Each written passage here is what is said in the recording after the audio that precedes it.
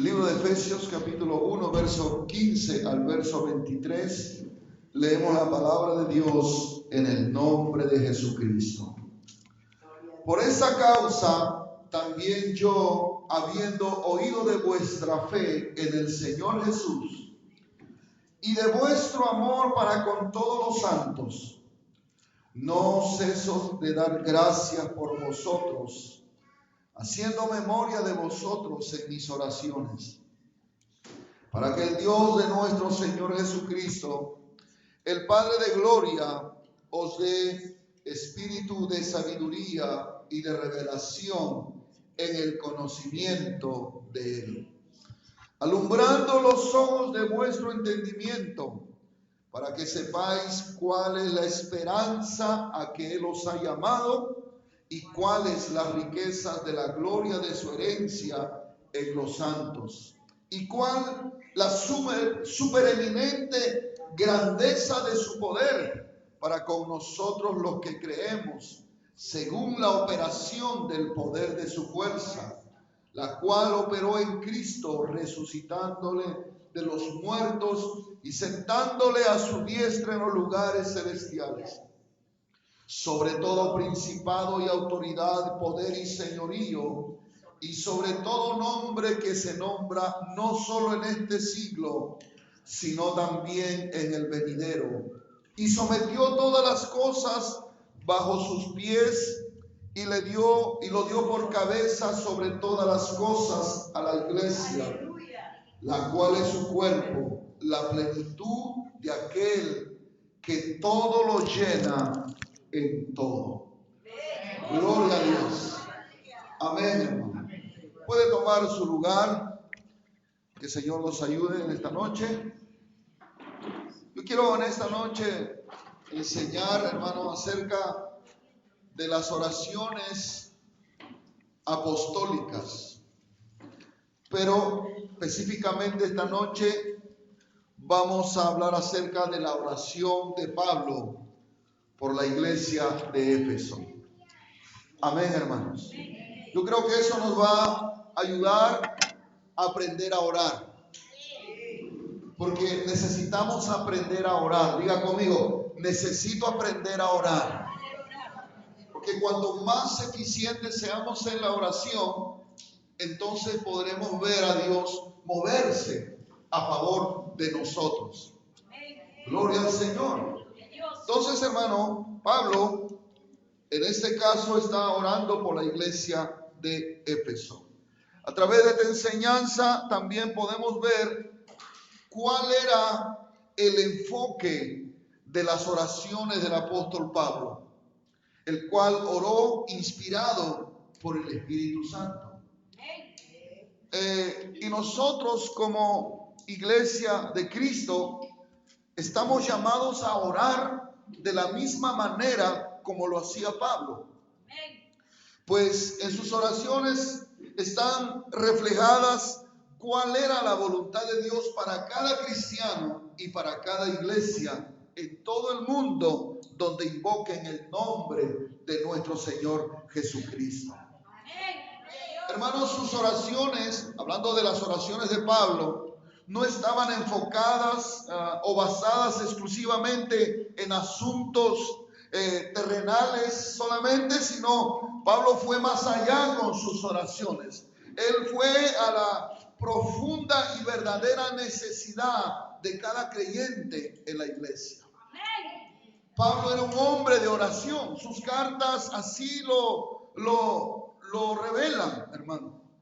Oraba por sus discípulos, como también oraba por todas las iglesias que él había fundado, hermano, que Dios le había permitido abrir iglesias en diferentes ciudades, y él siempre estaba orando por ellos.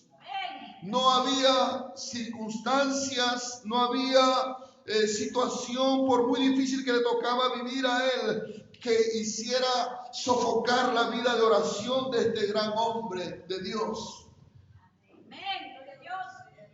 Lo vemos orando en la cárcel a medianoche, estando encarcelado, pero ahí estaba él orando.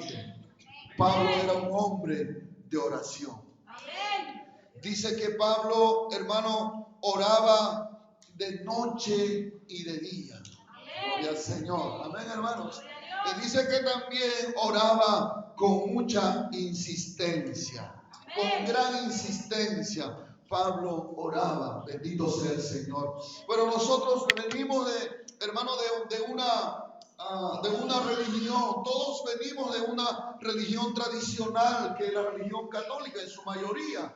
Y ahí nos enseñaron, pues, hermano, a rezar, no a orar, sino a rezar, que es repetir palabras sin sentido, sin entendimiento de lo que estamos diciendo, o repetir el Padre Nuestro como 10 o 20 veces, pero la oración verdadera, hermano, está aquí escrita en la palabra de Dios de cómo debemos orar. Aunque Jesús enseñó el Padre Nuestro como un bosquejo, como una maqueta, digamos así, pero yo creo que Pablo, a través de sus oraciones, él comienza a abrirnos, hermano, y a desarrollar la forma correcta cómo debemos de orar. Y en esta noche yo quiero empezar hablando acerca de la oración que Pablo hizo por la iglesia de Éfeso. Hay puntos importantes que Pablo le va a pedir al Señor para que le dé a esta iglesia. En primer lugar dice en el verso 17, ¿no? Dice ahí, para que el Dios de nuestro Señor Jesucristo, el Padre de gloria, os dé espíritu de sabiduría y de revelación en el conocimiento de Él. Pablo, la primera cosa que pide a Dios para la iglesia de Éfeso es que la iglesia pueda conocer a Dios. Gloria al Señor. Amén, hermanos. Pero dice que está orando para que le dé espíritu de sabiduría y de revelación. Es la forma como el Espíritu Santo trabaja, opera en el creyente para darle a conocer a Dios. No habla de un conocimiento físico, que vamos a conocer a Dios físicamente, sino conocer su carácter, conocer su amor, conocer su poder, conocer su rectitud, su pureza, conocer su misericordia, conocer su voluntad y tantas cosas por conocer de Dios y conocer a Dios mismo en nuestro espíritu, hermano. Es un conocimiento espiritual. Tú puedes saber de una persona por referencia, te pueden decir tal persona es así, tal persona es asá, pero no hay nada mejor que tú mismo conozcas a esa persona. Y eso es lo que Pablo quería, que usted no conozca a Dios por referencia, sino que usted conozca a Dios personalmente. ¿Cuántos dicen amén, hermano? Porque eso es lo que nos va a afirmar en el camino de Dios. Eso nos va a ayudar a saber en quién estamos creyendo. Nosotros no estamos creyendo en una estatua, en un ídolo de madera, de yeso, en una pintura, sino que estamos conociendo y creyendo en un Dios grande, todopoderoso, creador de todas las cosas. Aleluya, no es un Dios cualquiera, no es un Dios débil, no es un Dios que pierde la fuerza, no es un Dios, hermano, que vive para siempre, un Dios fuerte, un Dios grande, que no hay nada ni nadie en este mundo que pueda compararse con él. Y cuando tú lo conoces, entonces, hermano, tú vas a poder seguirle con esa convicción. Por eso Pablo, cuando pasaba momentos difíciles, hermano, a veces estaba apedreado, a veces estaba perseguido, a veces estaba en alta mar, pasando naufragio, a veces estaba en la cárcel, pero él decía, aunque todos me hayan abandonado, pero yo sé en quién estoy creyendo. Yo conozco a quién estoy sirviendo. Yo conozco a quién le oro. Yo conozco a quién le he entregado mi vida. Gloria al Señor. Y eso es lo que Pablo está pidiendo por la iglesia de Éfeso. Y eso debe ser nuestra oración. Conocer al Señor, lo mismo. Así usted puede coger los textos bíblicos y decir: Padre, dame espíritu de sabiduría y de revelación para conocerte. Yo quiero conocerte, Dios mío. Aleluya. ¿Cuántos alaban al Señor? Jesucristo dijo: esta es la vida eterna, que te conozcan a ti, al único Dios verdadero. Esa fue una de las oraciones de Jesús también. ¿Cuánto usted conoce a Dios? Jamás podremos conocerlo a plenitud. Pero, hermano, eso no quiere decir que no podemos conocerlo en cierta manera. Usted puede conocer a Dios. Usted lo puede conocer en persona, usted lo puede sentir, usted puede saber que Dios es real, que Dios existe. Aleluya, gloria al Señor. Y hermano, eso es lo que Dios le estaba inspirando a Pablo, que orase por la iglesia. Que el Dios de nuestro Señor Jesucristo, el Padre de gloria, os dé espíritu de sabiduría y de revelación en el conocimiento de Él. Para no apartarnos de Él. Para serle fiel a Él. Para amarle. Mire, nadie puede amar a alguien sin conocerlo. Y jamás podremos amar a Dios si no lo conocemos. ¿Y cómo podemos, hermano, conocerlo a Él? Justamente aquí dice que el Señor nos dé espíritu de sabiduría y de revelación para conocerlo a Él. Gloria al nombre del Señor. A su nombre, hermano. Aleluya. Aleluya. Eso es lo que nos da seguridad, conocer a Dios. Saber que Dios, por ejemplo, ante una circunstancia difícil en nuestra vida, si conoces a Dios, conoces su carácter, sabes que ese momento difícil no vas a estar solo, Dios va a estar contigo. Vas a saber que Él es fiel, que está a tu lado, aunque a veces pareciera que no, pero Él está ahí. Alabado sea el nombre de Jesús. Porque cuando tú has decidido creer en el Señor Jesucristo, Dios se ha comprometido a estar contigo todos los días hasta el fin del mundo.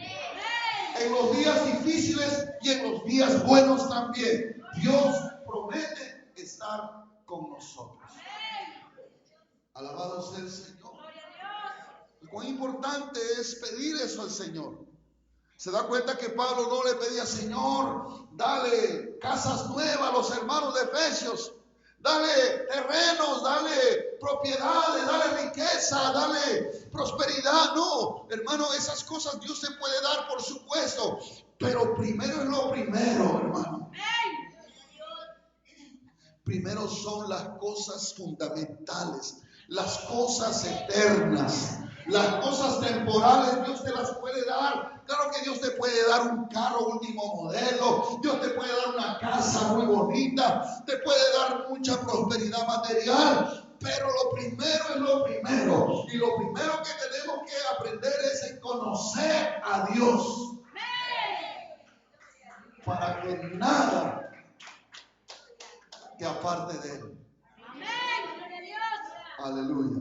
Para que te enamores más de Él. Para que confíes más en Él. Alabado sea el nombre del Señor. Amén, hermanos. Aleluya. También dice ahí, vamos a seguir leyendo en el verso 18. Otra cosa que Pablo pide: alumbrando los ojos de vuestro entendimiento. ¿Qué le está pidiendo? Que le alumbre los ojos de su entendimiento. Está hablando de la mente, de la capacidad de entender las cosas espirituales, las cosas de Dios. Son cosas espirituales que con la mente natural no se puede entender. Nuestra mente necesita ser iluminada. Hermano, hay una luz espiritual que se enciende cuando nosotros venimos a Cristo. Amén. La gloria de Dios dice que resplandeció en nuestro corazón. Amén. Para poder entender el evangelio de Jesucristo. Muchas personas, cuando tú le hablas de Dios, no te entienden. No te entienden por qué tanto vienes a la iglesia. No te entienden por qué tanto lees. No te entienden por qué andas de rodillas orando. No entienden porque sus ojos están cegados, están oscurecidos. Estoy hablando de los ojos del entendimiento. Pero, hermano, aquí Pablo está orando para que la iglesia sea iluminada en su entendimiento. Mire, cuando los ojos están tapados por la oscuridad, es como una ceguera, tú no ves nada. Pero si se enciende una luz, entonces tú vas a ver todo con claridad. Y Pablo está diciendo que el Señor alumbre los ojos de su entendimiento. Alabado sea el nombre del Señor. Aleluya. Cuando Jesús resucitó, antes de eso Jesús le había dicho a los discípulos que él iba a ser crucificado y que al tercer día iba a resucitar. ¿Se acuerdan? Él le avisó varias veces, les dijo a sus discípulos. Pero ellos no entendieron, hermano, porque sus mentes estaban oscurecidas aún. Y cuando ya Jesús resucita y se aparece a dos discípulos que iban camino a Emaús, ya resignados porque Jesús había sido sepultado ya, y ya prácticamente ellos estaban perdiendo la fe. Jesús se le aparece en el camino, ellos no lo reconocieron porque sus ojos estaban vendados, y entonces le pregunta: ¿de qué están hablando ustedes?, le dice Jesús. Y ellos le dicen: ¿cómo no sabes lo que ha sucedido en estos últimos días en Jerusalén? ¿Eres el único forastero que no sabe cómo lo mataron a Jesús? Pero ya es el tercer día, aunque algunas mujeres nos han dicho que lo vieron resucitado, que no está en la tumba. Pero ellos no creyeron. Y entonces Jesús comienza a hablar, le dice las escrituras desde los profetas. Y entonces llega un momento en que Jesús dice que les abrió el entendimiento para que entendieran las escrituras. Alabado sea el nombre del Señor. A su nombre, hermano. Gloria al Señor. El problema muchas veces es con el entendimiento. Pablo dice que el Dios de este siglo, hablando con minúscula, Dios con minúscula, hablando de Satanás, dice: el Dios de este mundo ha cegado el entendimiento de los que no creen en el Evangelio. Pero, hermanos, aunque Dios ha resplandecido en nuestro corazón con su luz para darnos entendimiento, pero aún hay más cosas que nosotros necesitamos entender. De Dios, de las cosas de Dios. Hay cosas profundas que al entenderlas nos van a afirmar en el camino que estamos siguiendo. Que no estamos aquí solamente para pasarla bien o para, hermano, para despejar nuestros problemas. No, hay algo más glorioso de Dios que tiene preparado para nosotros, pero es necesario que el Señor alumbre los ojos de nuestro entendimiento. Por eso cuando usted ore, ahora usted va a decir: Señor, alumbra los ojos de mi entendimiento. Alumbra los ojos del entendimiento de tu iglesia cuando va a orar por la iglesia. Amén, hermano. Mire, así vamos a orar como Dios quiere que oremos, porque esas oraciones Dios las inspiró al apóstol Pablo. Amén. ¿Para qué quería que Dios alumbre los ojos del entendimiento?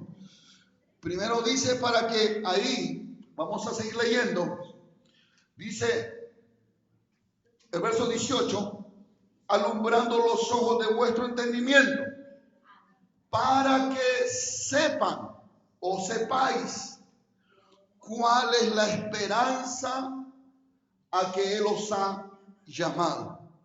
Esa es la primera cosa.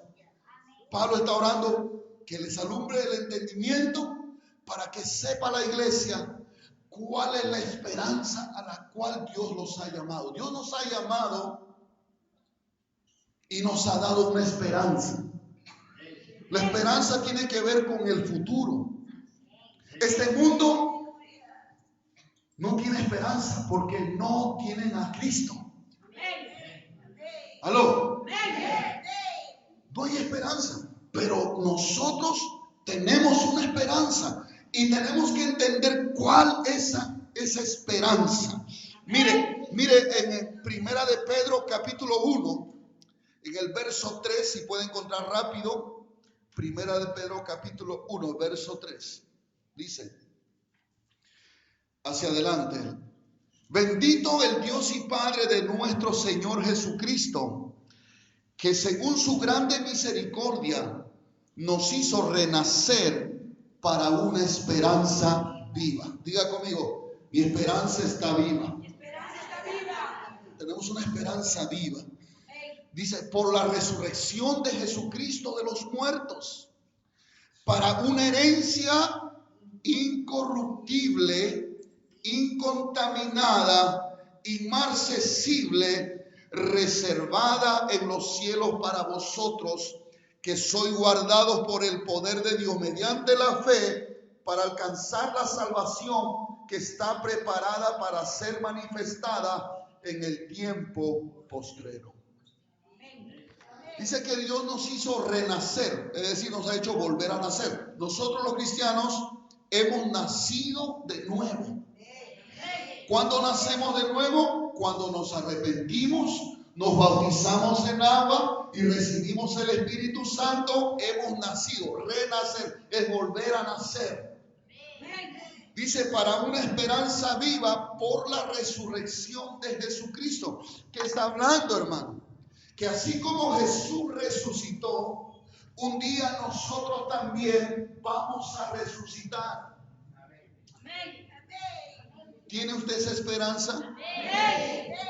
Imagínese, hermano, los hombres están tratando de descubrir el secreto de la vida eterna. Como les conté la otra vez, en países europeos hay científicos que han elaborado máquinas donde conservan los cuerpos de personas millonarias que han pagado millones de dólares antes de morir. Han hecho contratos con esas empresas para que no los entierren bajo tierra, sino para que los conserven sus cuerpos en unas máquinas, totalmente su cuerpo completo, para que el día que los científicos descubran la eternidad de cómo vivir los hombres para siempre, ellos puedan resucitar. Eso es real, hermano. Algún día de repente lo voy a traer con videos o con láminas para que usted lo pueda ver. Pero eso en muchos países hay. Y hay gente que ha pagado millones de dólares para que su cuerpo esté ahí guardado en máquinas congeladas, hermano, que están ahí sus cuerpos conservados, esperando que un día los hombres encuentren el secreto de la vida eterna. Pero nosotros no necesitamos esas máquinas, ni necesitamos tener millones de dólares, porque nuestro Señor Jesucristo ya venció la muerte y Él es nuestra esperanza. Un día resucitaremos para vida eterna. Gloria a Dios, hermano. Por eso se da cuenta que venir a la iglesia no es una pérdida de tiempo. Seguir a Cristo no es en vano. Hay una esperanza, dice Pedro, hay una herencia reservada en los cielos para nosotros. Es una herencia incorruptible, inmarcesible, inmovible, dice ahí. Es decir, que nada en esta tierra se compara a lo que Dios ha preparado, un lugar donde vamos a vivir para siempre con el Señor. Por eso cuando Pablo le escribe a la iglesia de Tesalónica, le dice, hermanos, que no se entristezcáis como los otros que no tienen esperanza respecto a los hermanos que habían muerto ya. Habían hermanos de la iglesia que habían partido con el Señor, como aquí también tenemos hermanos que ya partieron con el Señor. Amén. Ya no están en esa tierra, hermano. Gloria al Señor. Y los hermanos estaban tristes, estaban afligidos. Y Pablo le dice, ya no se entristezcan como los otros que no tienen esperanza. No, porque nosotros sí tenemos esperanza. Y nuestra esperanza está viva. Nuestra esperanza no está puesta en Santa Rosa, ni en la Virgen María, ni en San Pedro, ni en San Pablo, porque ellos todos han muerto y están enterrados bajo tierra. Pero nuestro Señor Jesucristo al tercer día resucitó y está vivo. Y si Él vive, nosotros también viviremos. Gloria al Señor. Llegará un día, hermano, que ya no está muy lejano, en que las tumbas, hermano, los cementerios serán abiertos y muchos resucitarán para vida eterna. Los que creyeron en Jesús, los que vivieron para Jesús, los que sirvieron a Jesús, los que fueron fieles a Jesús, los que esperaban en Jesús, ellos resucitarán para vida eterna. Pero también otros resucitarán para condenación eterna. Porque murieron en sus pecados. Entonces, cuando tú tienes esa esperanza, tienes la esperanza de un día que cuando cierres tus ojos en esta tierra, tienes la esperanza de decir, aunque hoy cierre mis ojos, sé que un día el Señor me va a levantar. Gloria a Dios. Volveré a vivir, gloria al Señor. Volveré a la vida, gloria al nombre del Señor. Cuando dicen amén, hermano. Esa es nuestra esperanza, hermano.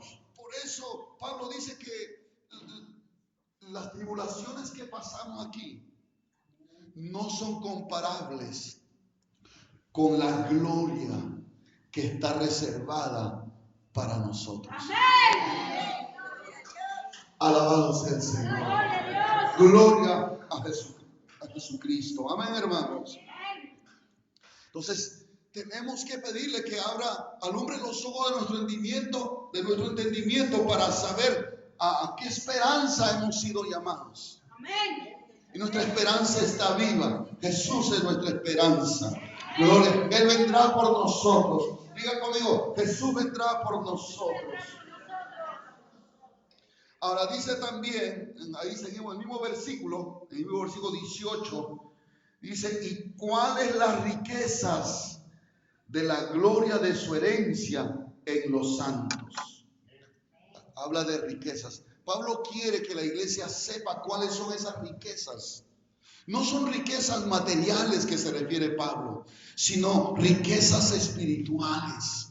Gloria al nombre del Señor. Esas riquezas son las que trascienden el tiempo. Son riquezas eternas. Aleluya. Riquezas que el ladrón no puede robarte. Gloria al Señor. Y son riquezas espirituales. Pablo, por ejemplo, habla aquí en Corintios, por ejemplo, en 1 Corintios 1:4, verso 4 al 7, dice, gracias doy a mi Dios. 1 Corintios capítulo 1, verso 4 al 7, si lo puede buscar rápidamente. Gracias doy a mi Dios siempre por vosotros, por la gracia de Dios que os fue dada en Cristo Jesús, porque en todas las cosas fuisteis enriquecidos en Él, en toda palabra y en toda ciencia. Así como el testimonio acerca de Cristo ha sido confirmado en vosotros, de tal manera que nada os falta en ningún don, esperando la manifestación de nuestro Señor Jesucristo. Mire, aquí está hablando Pablo de la iglesia de Corintios, de cómo el Señor los había enriquecido, no con bienes materiales. Estamos hablando no de riquezas materiales, sino riquezas invaluables, celestiales, hermano. Una de las cosas dice que fueron enriquecidos en toda palabra. La palabra de Dios. ¿Qué más? En toda ciencia, en todo conocimiento. Es decir, hermano, los corintios tenían el conocimiento y la palabra, fluyendo y operando en la iglesia, en los dones espirituales, porque más adelante dice, porque nada falta en ningún don. O sea, que era una iglesia que Dios había enriquecido con conocimiento, con revelación, con dones espirituales, hermano, que habla Corintios capítulo 12 al 14. Esas son riquezas que nosotros necesitamos pedir para la iglesia, para nuestra vida. Señor, enriquécenos con tu palabra, con los dones en el conocimiento. Esas son riquezas que debemos pedir. Y Pablo está orando para que nosotros sepamos cuáles son esas riquezas que Dios ha preparado para nosotros. Son riquezas espirituales, hermano. ¿Qué más? A ver, dice también en Romanos 11:33, oh profundidad de las riquezas de la sabiduría y de la ciencia de Dios. ¿Ves que la sabiduría y la ciencia de Dios, el conocimiento de Dios, son riquezas? Amén, hermanos. Amén. Gloria al nombre del Señor. También dice Efesios 1:7, en quien tenemos redención por su sangre, el perdón de pecados según las riquezas de su gracia. Diga conmigo, riquezas de su gracia. O sea, Dios es rico en gracia, en favor. Es decir que podemos caer, podemos fallarle, podemos pecar muchas veces, hermano, a veces por inmadurez, por descuidados. Hermano, pero la gracia de Dios es tan rica y tan abundante que podemos ir, hermano, y decirle, perdóname, Señor, me equivoqué, te fallé. Y entonces es tanta la riqueza del amor y del perdón que Dios te perdona y te levanta, hermano. Y esa es una riqueza, la gracia de Dios. Porque dice Pablo que Dios es rico en misericordia. Amén. Aleluya. Diga conmigo, Dios es rico en misericordia. Dios es rico en misericordia. Y Dios, hermano, imparte su misericordia Amén. para con nosotros. Amén. Dios tiene misericordia de ti.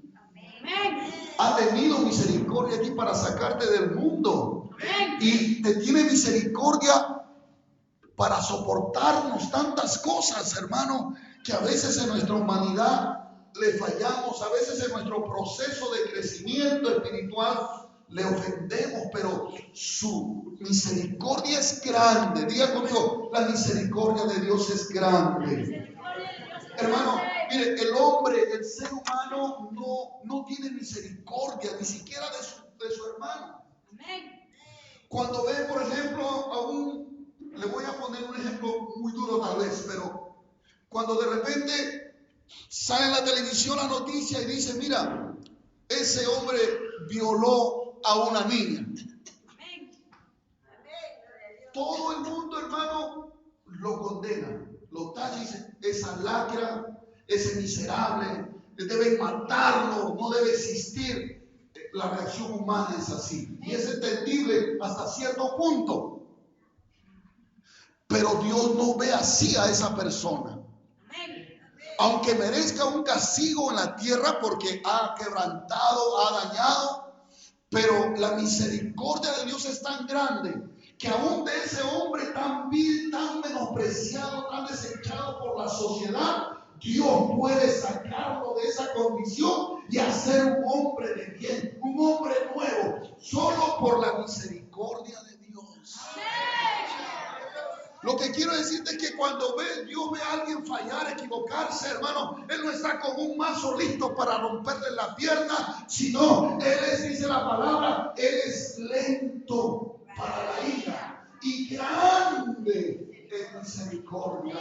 Por eso, si caes, si fallas, si te equivocas, si te apartas de Dios, Él no está listo para castigarte. Él está con los brazos abiertos, esperando que tú te arrepientas y vuelvas. Y Él es rico en misericordia para perdonarnos y limpiarnos de toda nuestra maldad.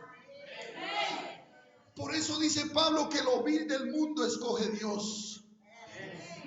lo débil del mundo para avergonzar a lo fuerte del mundo, lo insensato del mundo para avergonzar a los sabios del mundo. Es como, por ejemplo, una madre le dice a un doctor cuando le da una mala noticia, le dice ya no hay nada que hacer, tu hija o tu hijo va a morir. Y entonces la mujer dice, no se preocupe, doctor, yo voy a clamar a mi Dios, sé que mi Dios va a responder.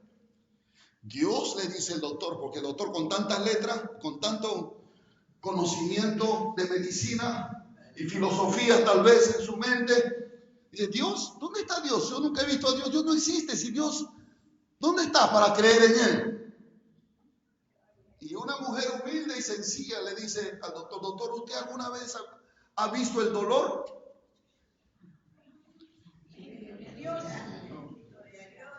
Y el doctor se quedó, no, pero ¿existe o no? Sí existe, así es mi Dios. ¿No lo ves? Pero se puede sentir. Los necios del mundo, ¿no? Dios escoge para avergonzar a los sabios, porque Dios a los necios le da sabiduría, pero no una sabiduría humana, una sabiduría de Dios. Alabado sea el nombre del Señor. Entonces Pablo está orando. Mire que Pablo no ora para que la gente, o sea, los cristianos tengan casa, tengan carro, tengan propiedades, que son añadiduras que Dios te puede dar y te puede prosperar como prosperó Abraham. Pero lo más importante es esto, que podamos nosotros ser enriquecidos con las riquezas de Dios, las riquezas espirituales que nadie te puede robar. Son riquezas que trascienden el tiempo, hermano. Hay gente en este mundo que acumula tantas riquezas que ya no puede dormir por cuidar sus riquezas. Y ni siquiera la disfrutan, porque andan pendientes que lo vayan a secuestrar, que lo vayan a robar, que los marcas, porque hay marcas, ¿verdad? Pero las riquezas que Dios te da, los marcas no te lo pueden robar. Dale un aplauso al Señor. Gloria al nombre maravilloso de Jesús. Esas son las riquezas que Dios ha dado y quiere dar a su iglesia, pero necesitamos entender claramente. Otra cosa que Pablo pide ahí, dice ahí también en el mismo verso 19, y cuál la supereminente grandeza de su poder para con nosotros los que creemos. Diga conmigo, supereminente grandeza del poder de Dios. Pablo no encontraba una palabra para explicar la magnitud del poder de Dios. Dice que Dios les alumbre los ojos del entendimiento para que sepan y conozcan la supereminente grandeza del poder de Dios. Habla del Espíritu Santo, hermano, que opera en la vida del creyente. Amén. Ese mismo poder que Pablo habla, dice que ese poder operó en Cristo resucitándolo de los muertos. Amén. O sea, es un poder que vence a la muerte. Gloria al Señor. Es un poder que vence a la muerte. Es tan grande el poder que la muerte no puede resistir el poder de la vida. Y ese poder está operando en la iglesia por medio del Espíritu Santo. Es un poder que transforma al ser humano. Es un poder que cambia, hermano, al pecador. Al infiel lo hace fiel. Al borracho, hermano, lo cambia, lo transforma. Al drogadicto lo cambia, lo liberta de esa esclavitud. Es el poder de Dios. No es la religión, no es la iglesia evangélica, no es la iglesia pentecostal. Es la supereminente grandeza del poder de Dios. Y ese poder está en medio de nosotros por el Espíritu Santo. Pablo está diciendo, mire, ese poder que resucitó a Cristo está operando en nosotros los que hemos creído en Jesús. Pero que a veces nosotros lo limitamos por nuestra falta de fe. ¿Usted cree que Dios puede cambiar a su esposa, varones? Amén. ¿Usted cree que Dios pueda cambiar a su esposo, mujeres? Amén. ¿A sus hijos? ¿Acaso Dios no puede cambiar a tus hijos? ¿Acaso Dios no te puede sanar una enfermedad? Claro que sí, pero tenemos que creer. Por eso Pablo dice que el Señor les alumbre los ojos de su entendimiento para que comprendan la supereminente grandeza de su poder. El poder de Dios es tan grande que puede sostener el universo. El mundo no se va a acabar cuando Estados Unidos se enfrente con Rusia en una guerra. No, el mundo se va a acabar cuando Dios lo diga. El que tiene el botón para destruirlo todo es el Señor Jesucristo. ¿Cuándo dan gloria al Señor? Alabado sea el Señor. Por encima del hombre más poderoso de esta tierra está el Dios Todopoderoso.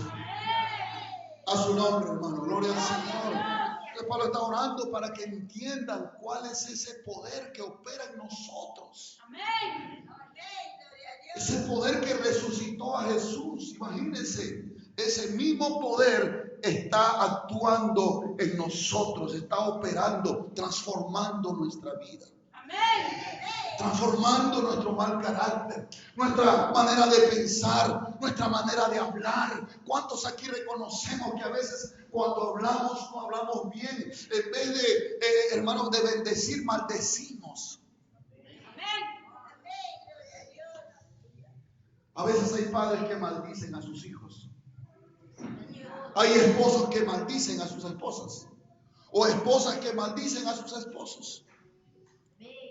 Pero si te dejas suministrar por el poder de Dios, tu manera de hablar, el Señor lo puede cambiar. Ese mal carácter que tienes, Dios lo puede cambiar por medio de su poder. Gloria al nombre del Señor. Porque nuestro Dios todo lo puede. Diga conmigo, mi Dios todo lo puede. Alabado sea el nombre de Jesús. Es un poder que está por encima del poder político, del poder del dinero, hermano. Está por encima del poder de Satanás. Que el Señor lo reprenda. El poder de nuestro Dios está por encima del poder del diablo. Alabado sea Cristo. No debemos tener miedo. Piensa un momento el poder que tiene tu Dios. Es como cuando, hermano, mire, los hijos de los presidentes de países más poderosos o de los reyes que todavía hay en España, en Inglaterra, hay reyes todavía, ¿verdad? Sus hijos, ¿cómo caminan? Sí, yo sé, con guardaespaldas. Me refiero a cómo ellos se sienten de ser hijos de alguien tan poderoso. Ellos caminan seguros, confiados, porque sus padres tienen poder, tienen dinero, tienen riquezas. Entonces ellos son hijos de personas poderosas. Aleluya. Y usted y yo somos hijos de Dios. Amén. Si hemos creído en el Señor, no podemos tener temor, tenemos que confiar en el Señor. Así que cuando el diablo quiera amedrentarte, cuando el diablo quiera atemorizarte, tú digas, aleluya, mi papá es grande, mi papá es fuerte, mi papá me va a defender. ¿Quién es su papá, hermano? No es Papá Noel, es Dios. ¿Quién es tu papá? Dios, Dios es mi Padre. Gloria al Señor. Puedo andar seguro, gloria a Jesús. Puedo caminar seguro. Claro, a veces el temor viene a nuestra vida, pero ahí es donde tenemos que usar la confianza, la fe. Que Jesús dijo que estaría con nosotros todos los días hasta el fin del mundo. Es un poder que cambia, es un poder que transforma. Es un poder que el día que muramos en esa tierra, es un poder que así como a Cristo lo levantó de los muertos, ese poder va a hacer que nuestro cuerpo sea resucitado otra vez. Amén. Gloria al nombre del Señor. Y hermano, esa era la oración que Pablo hacía por la iglesia de Éfeso. Imagínense, hermano. A veces nos equivocamos cuando oramos. Amén. Pedimos cosas equivocadas, como dice Santiago, pides y no recibes, porque pides mal. Aleluya, gloria al Señor. Tenemos que orar conforme a la palabra de Dios. Por eso yo le hago un reto esta noche, que usted haga de esta oración de Pablo su oración personal por usted, por su iglesia. Hágalo, porque usted se está alineando a la palabra de Dios. Y lo que más le agrada a Dios es que oremos o hagamos las cosas conforme a su palabra. Porque estas cosas son las que van a prevalecer. Estas cosas son las que nos van a ayudar a crecer como creyentes y como iglesia. Nos va a ayudar a desarrollar. Estas oraciones son las que necesitamos. Sí, pastor, pero también tengo problemas. Claro, entendemos que tenemos problemas, tenemos situaciones. Pero, hermano, estas cosas son más importantes, hermano. Lo demás, Dios sabe que tú estás pasando. Pastor, no tengo para pagar y yo tengo que orar para que el Señor me provea dinero. Sí, Jesús dijo, buscar primeramente el reino de Dios. Estas cosas. Y las demás cosas serán añadidos. Sin que tú se los pidas a Dios. Dios te va a proveer. Pero las cosas vitales, las cosas más trascendentales e importantes para nosotros como cristianos es pedir estas cosas a Dios. Amén. Y quiero terminar con eso. Con el ejemplo que siempre les he puesto. Cuando el Señor le pregunta al ciego, el ciego clamaba, Señor, Hijo de David, ten misericordia de mí. Amén. Y entonces lo pusieron delante del Señor. Y este ciego estaba acostumbrado a pedir dinero, a depender de otros. Y el Señor le pregunta, ¿qué quieres que te haga? O mejor dicho, ¿qué me quieres pedir? Amén. El ciego tenía dos opciones. Uno, una limosna, como estaba acostumbrado a pedir limosna. Amén. Lo otro era, quiero recuperar la vista. Amén. Si él le pedía dinero, Jesús le podía dar dinero. Le hubiera dicho a Judas, ¿sabe qué, Judas? Dale unos $50 para 2 días. Y se acababa el asunto. Pero el ciego sabía que si le daba dinero, el dinero se iba a acabar y él iba a seguir siendo ciego. Amén. Lo que él necesitaba no era dinero. Lo que verdaderamente su necesidad apremiante era recuperar la vista. Porque al recuperar la vista, él iba a poder desarrollarse como cualquier persona. Él podía trabajar, podría desarrollarse en su vida naturalmente, sin la necesidad de otros. Por eso que Jesús hizo la pregunta. Jesús sabía si lo estaba viendo, estaba ciego. Amén. Y a veces Jesús nos pregunta, nos puede preguntar a nosotros, ¿qué quieres que haga por ti? Amén. Y muchos de nosotros podemos decir, Señor, tengo una deuda con el banco, tengo que pagar mañana, ya se me vence. No, pídeme otra cosa. Porque Dios te ha dado dinero muchas veces, pero no has sabido administrarlo. Entonces te falta ¿qué cosa? Sabiduría. No te falta dinero, te falta sabiduría para administrar los bienes. Amén.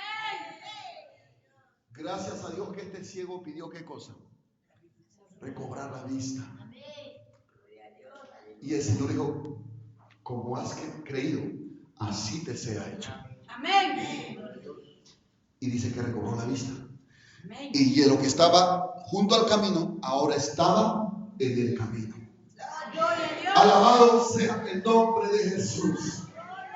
Tenemos que aprender a orar. Diga conmigo, Señor, enséñame a orar. Póngase de pie, gloria a Jesús. Da un aplauso al Señor esta noche. Gloria a